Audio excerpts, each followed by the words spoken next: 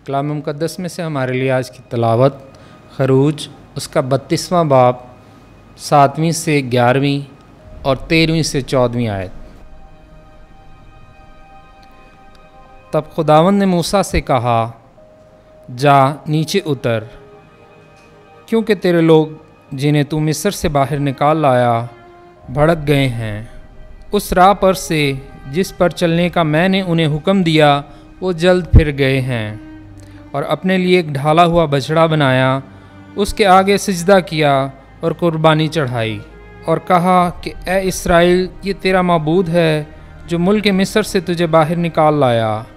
और खुदावंद ने मूसा से कहा, मैंने इन लोगों को देखा, ये सख्त गर्दन लोग हैं।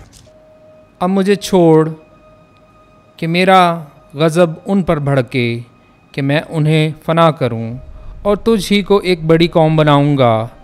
तब मूसा ने खुदावंद अपने खुदा से मिन्नत करके कहा, ए खुदावंद, इन लोगों पर तेरा गज़ब ना भड़के जिन्हें मुल्क मिस्र से अपनी बड़ी कुव्वत और ताकतवर हाथ से बाहर निकाल लाया, और अपने बंदों पर इब्राहीम और इसहाक और याकूब को और अपने बंदों इब्राहीम और इसहाक और याकूब को याद कर, जिनसे तूने अपनी ज़ात की कसम खा कर कहा कि मैं तुम्हारी नस्ल को आसमान के सितारों की तरह बढ़ाऊँगा।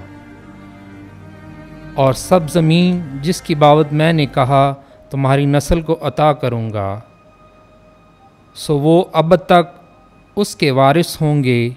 सो खुदावंद ने उस बदसलूकी से जो उसने कहा कि मैं अपनी कौम से करूँगा रुक गया।